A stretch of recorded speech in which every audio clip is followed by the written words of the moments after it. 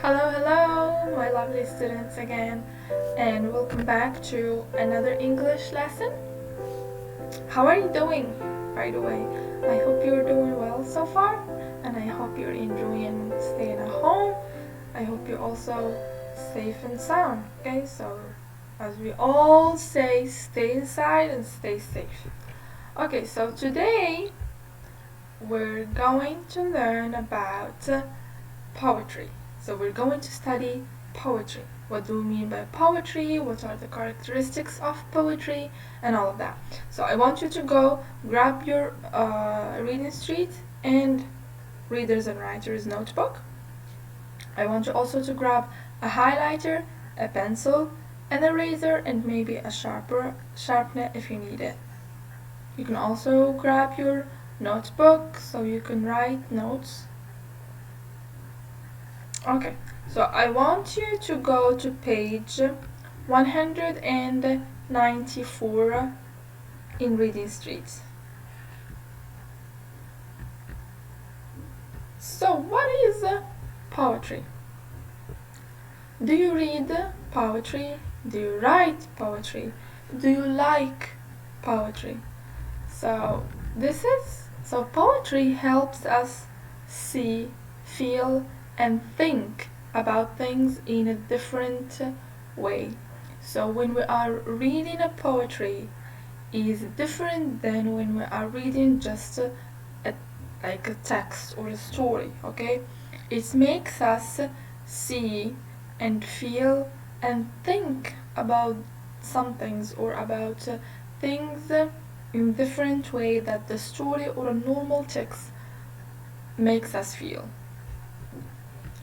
So it makes us see, it makes us feel and think about these things in different way. Poets, what do you mean by poets? Very good. Poets are the people who write the poems. Okay? The people who write poetry. So if there is like a writer who writes texts and who writes not like stories, there is also people who write poetry and we call them poets. So poets carefully choose words to create imagery. What do you mean by imagery? Imagery or picture. So imagery comes from image, which is the pictures. So they choose the words that create imagery or pictures in the mind or imagination. So when they are writing a poem and you are reading a poem, the poem makes you imagine all the things that the poem is talking about. So imagery is used in all kinds of poems. So most of the poets, when they are writing poems, they use imagery, and imagery is when you are reading and you can imagine the things that you are reading in a poem. We have the narrative poems. So there are a lot of types of poems, and narrative poems are only one of the types. So narrative poems tell a story. So instead of just writing a story, some poets will write a story in a shape of a poem. So the stories they tell can be simple, dramatic, humorous, or even a little sad. So they can just express how people feel. So you can write a simple poem telling a simple story. You can also write a poem and tell a dramatic story and tell a really really humorous and funny story in a poem. But also you can write a poem where you are telling a really sad story or how you feel in general. Sometimes poets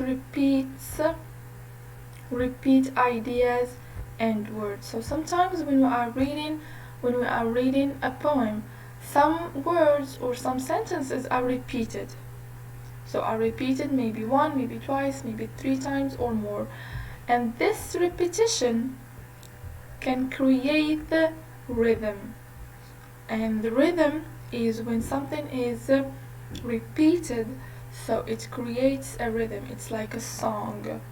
Okay, so it's like a pattern that is repeated in a poem. So it makes the poem sounds like a song. Poem that rhyme.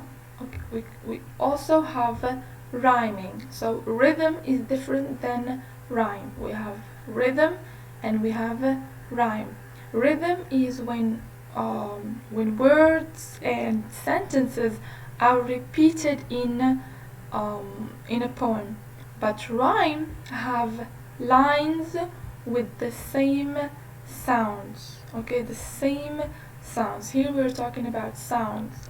Usually at the end, but sometimes poem rhyme before the end. So the rhyming or the rhyme is when sound is like when each line in a poem ends with the same sound.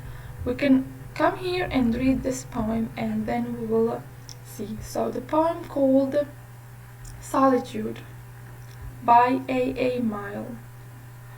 I have a house where I go, where when there is too many people, I have a house where I go, where no one can be. I have a house where I go, where nobody ever says no, where no one says anything. So there is no one but me. So if we talk about this tells us a story. What story? So it's narrative, as we say. Okay, it's a narrative poem that just told us a simple story that I have a house for my own. It's my house. Okay. Let's talk about repetition, rhythm, and rhyme. So if we come here, you will see some lines are repeated. So for example, I have a house where I go. I have a house where I go. I have a house where I go. So you see how many times this line is repeated. Okay, I have a house where I go, I have a house where I go, and I have a house where I go. So when this line is repeated, it creates a rhythm. Okay, a rhythm, and we can write it here.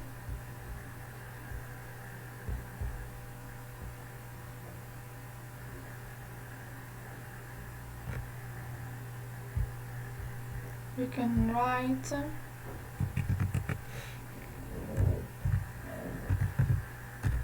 the rhythm. Okay, so this is the rhythm. Now, so the rhythm is like these are repeated. Now let's talk about the rhyme. And we said that the rhymes are the same sounds repeated at the end or maybe the beginning of the lines. Okay, so here we can see that I have the word where, there have the same sounds. So these are rhyming. Okay, rhyme. And then if we go at the end of this, we will see. Let us underline. Let's underline. So for the rhyme, we will underline it. So we will see the difference. So we underline.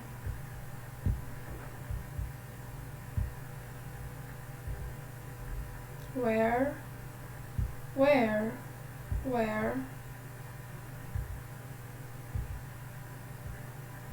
and also there.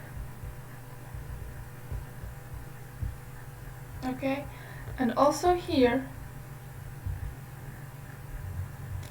this is at the beginning. So sometimes we also have rhyming at the end of the line. So go, go, go, no, so.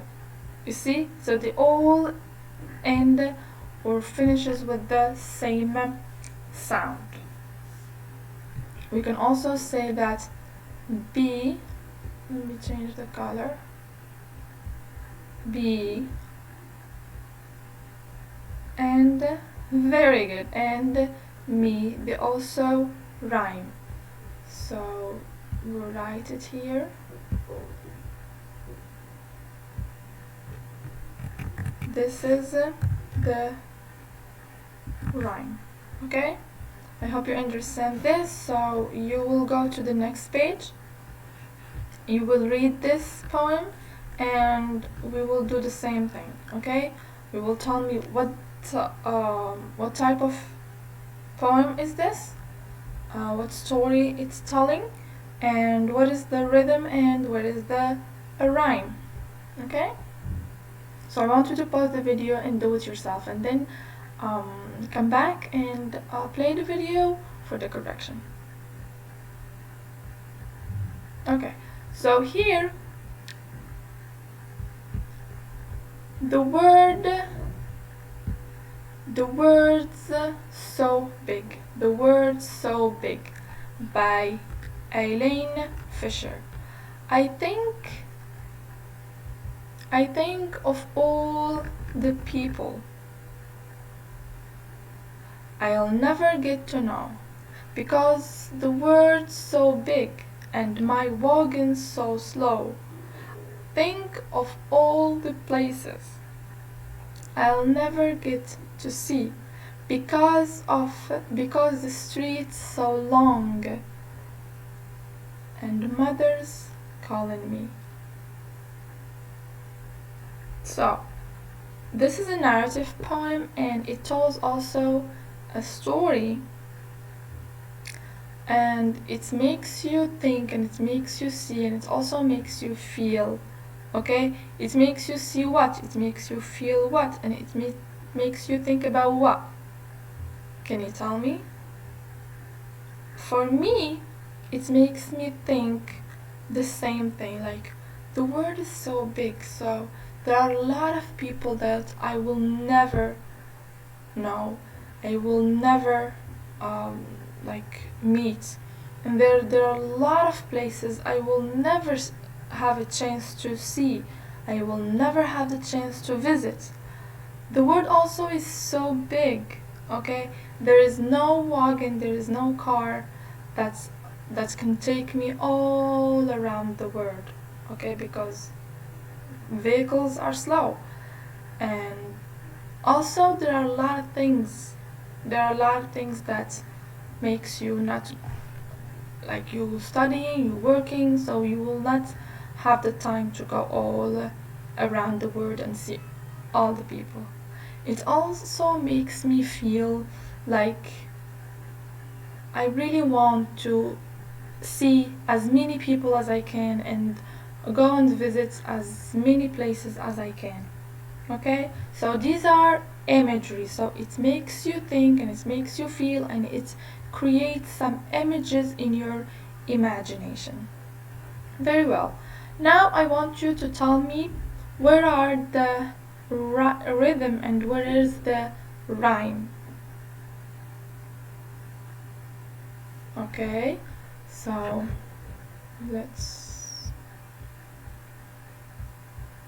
for example, let's look at the rhythm, the things or the lines or the words that are repeated. So think of all the people and think of all the places. I'll never get to know, I will never get to see, because the words, because the streets, so okay, and so these are all repeated. So when they are repeated, they are creating a rhythm. It's like you are singing. And then what about the rhyme? So the rhyme, we said they are usually at the beginning, and we've already seen that think, I'll, because, and they like have the same sounds. But if we come at the end of these lines, we will see, for example, g, g, and we will see, for example, here no, and here slow, no, slow, and we will see here see, me. So see, me, they are rhyming. No, slow, they are rhyming. Egg and egg, they are rhyming. Very well. So, like, just as a wrap up, a poem is or a poetry is a kind of writing. It's like a style of writing that makes us see, feel, and think about things in different way. Like we use imagery in a poem, so we can imagine pictures, and we can feel, we can see, we can even like smell and imagine different things. Okay, we have a lot of kinds and a lot of types of poems. One of them is the narrative poem. There are a lot of characteristics to a poem. Example is repetition, rhythm, and rhyme. So I want you now to go to your notebook,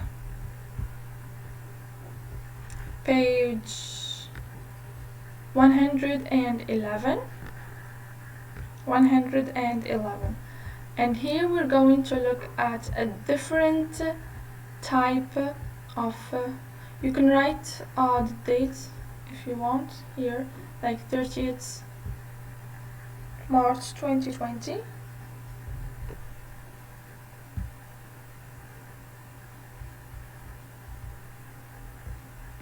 You have so March, yes, but we're going to make it a bit bigger. Okay, so one of the types of poems or poetry is sequence or sequences. So sequence poems, and we will read about the key factors. Okay, the key factors or the key features to these type of poems. So as you can see in the poem below, play, the sequence has 5 lines. So 1, 2, 3, 4, and 5. So a sequence poem has 5 lines, or that begin and end with a single word. So always it starts with one word and it finishes with one word. Okay, so it has 5 lines and it starts and ends with a single word.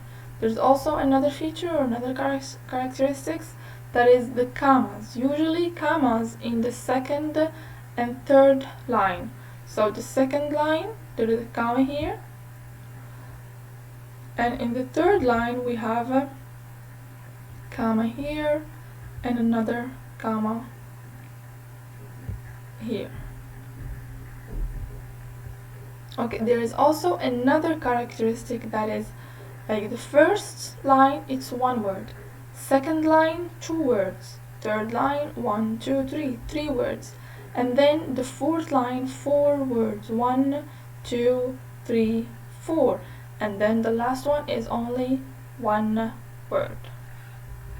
So I want you to read puppy. So the poem, the title of the poem is Play.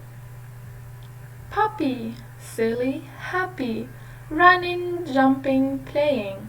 Now it's time for sleep.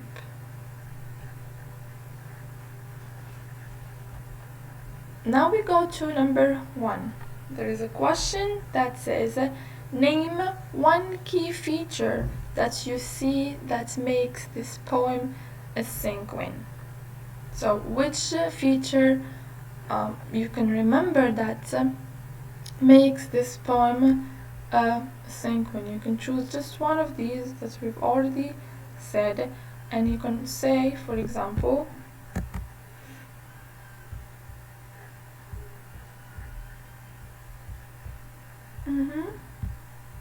yes, okay, it starts and ends with very good, with a single word. Let's make it bigger. You can also say that it has 1, 2, 3, 4, 5. It has 5 lines. It has 5 lines. You can also say that comma, there is 1 comma in the second line and there are 2 commas in the third line, and so on and so forth. So if you write any of these answers, they are correct. If you didn't write any of these answers, please correct with this answer. Number 2, question number 2 says, what images of puppies do you see in your mind when you read play? So when you are reading this really small poem, what images are created in your mind? And this one, like, you can say anything that you can imagine.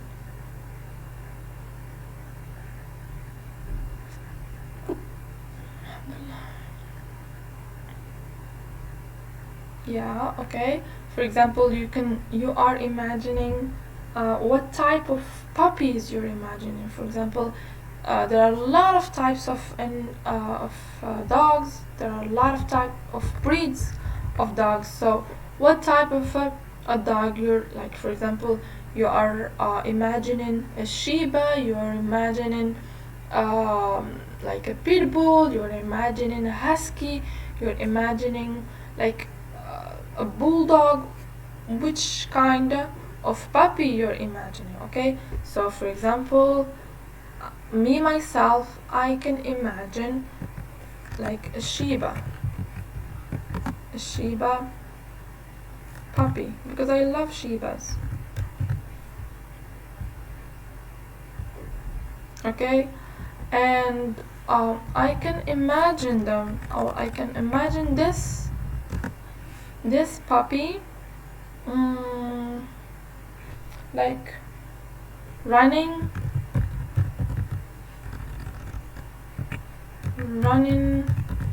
around me. For example, I can also imagine him like hopping and jumping, and so on and so forth. So you can say whatever images you can see in your imagination. So that's it for this lesson. I hope you understand, and I hope you enjoyed this lesson about poetry. I will send you some materials. I will also send you some homework and like a revision sheet for what is the poem and what are the characteristics. This is just the first lesson in terms of poems and poetry. We will have another lesson this week about poetry.